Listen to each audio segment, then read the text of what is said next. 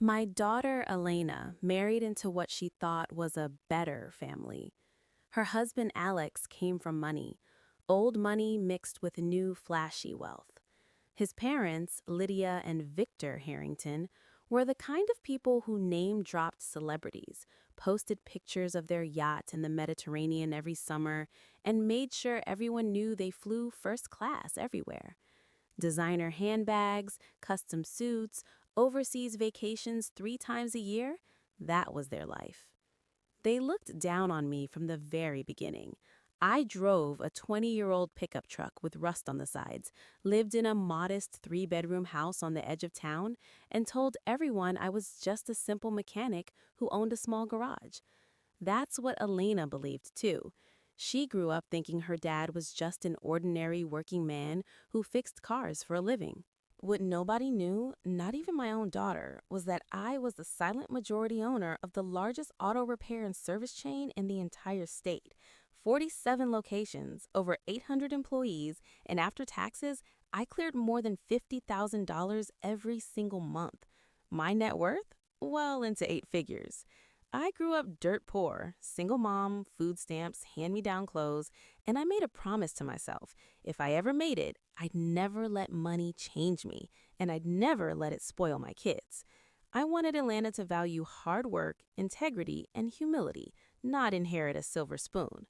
So I stayed quiet. I lived simply, invested wisely, and watched. When Lydia and Victor came to visit for the first time after the wedding, they insisted on hosting a welcome to the family dinner at Le Ciel Bleu, the most exclusive Michelin-starred restaurant in the city, the kind of place where a glass of water cost more than most people's lunch. Elena called me, nervous. "Dad, please come. They really want to meet you properly. Just dress nice, okay?" I knew what that meant. She was worried I'd embarrass her.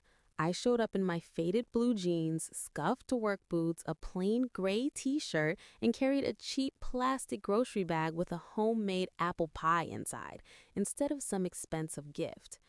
I wanted to see who they really were when they thought I had nothing. The moment I walked in, Lydia's eyes scanned me head to toe. Her smile was tight, fake. "Oh, you must be Elena's father. We've heard so much about you." Then, with a little laugh, "We heard you fix cars?" Victor barely shook my hand. "Good honest work," he said, like he was praising a stray dog for not biting. They seated me at the far end of the table, like an afterthought. The waiter handed out menus with no prices. Only people with serious money get those. Lydia leaned over and whispered loudly to the waiter, "Please bring him the house red, the cheapest one. We don't want to put any unnecessary strain on his budget." I just nodded and smiled weakly, playing the part. Throughout dinner, they bragged endlessly. Victor talked about their stock portfolio.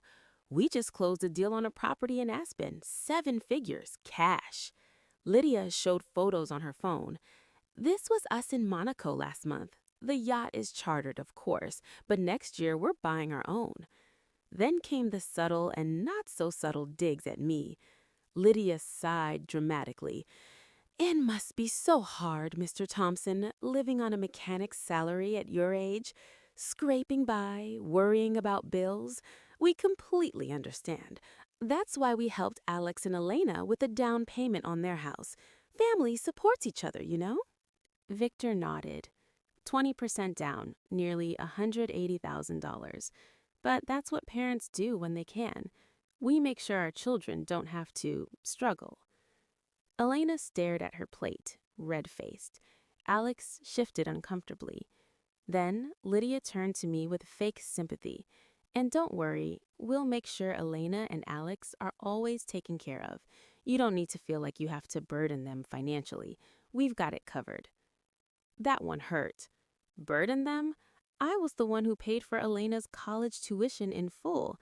I was the one who paid for the entire wedding venue, the flowers, the dress, all anonymously, because Elena had hinted her in-laws might judge if her poor dad couldn't contribute. But I stayed quiet, nodded, smiled meekly, let them dig their own grave. Dessert finally arrived, some tiny gold leaf chocolate sculpture that cost $45. That's when I decided it was time. I cleared my throat softly. Everyone looked at me. Actually, I said calmly, I paid for the wedding venue, and Elena's dress, and the photographer. All of it. Cash. Silence. Lydia blinked. Excuse me? I paid for it, I repeated.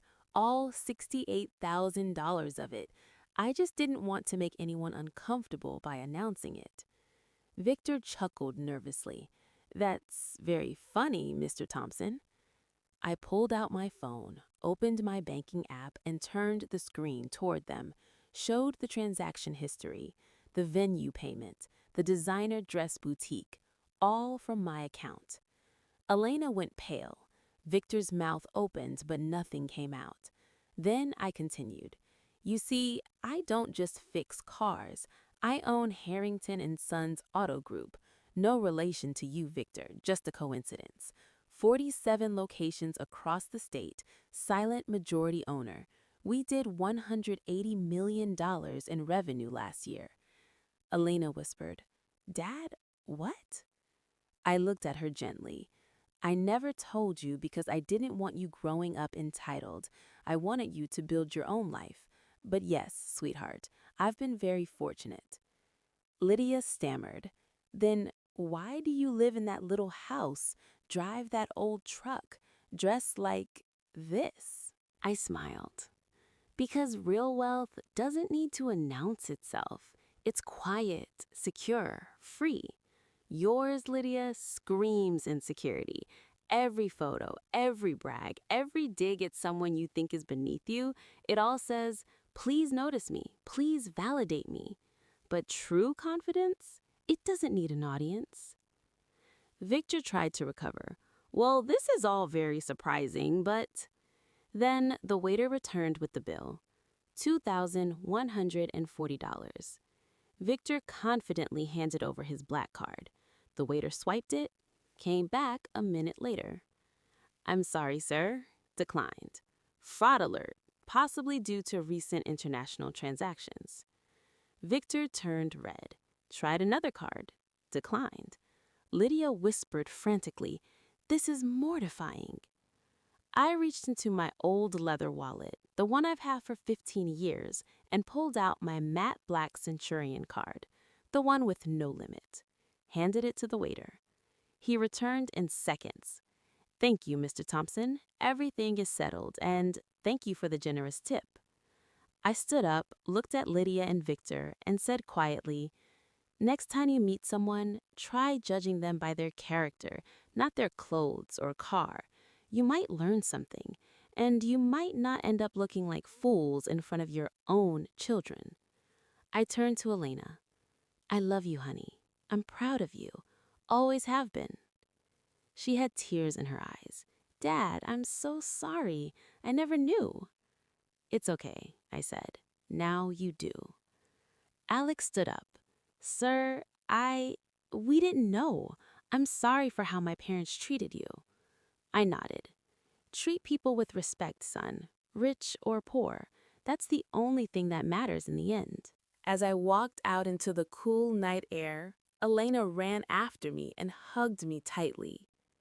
Dad, why didn't you ever tell me? Because I wanted you to love me for who I am, not what I have. And tonight, I needed to know what kind of people you married into. Now we both know. A few weeks later, Alex called me. He and Elena had a long talk with Lydia and Victor. Boundaries were set. No more bragging, no more financial control, no more looking down on anyone. Lydia sent a stiff apology text. Victor never did. But they stayed quiet after that. Very quiet. Elena started visiting more often. She brought the grandkids when they came. We sat on my old porch, ate homemade pie, and talked. Really talked, for the first time in years. And me? I kept driving my old truck, kept living in my small house, kept wearing jeans and work boots. Because peace, dignity, and real love, those can't be bought, but they're worth more than any yacht, any mansion, any black card in the world. Moral of the story: true wealth isn't measured by money, possessions, or how loudly you can brag about them. It's measured by humility, integrity, kindness, and how you treat people when you think no one important is watching. Never judge someone by their appearance, because the quiet ones are often the strongest. And never let money define your worth or blind you to the worth of others. If you liked this story, please don't forget to like, share, and subscribe. Thanks for watching.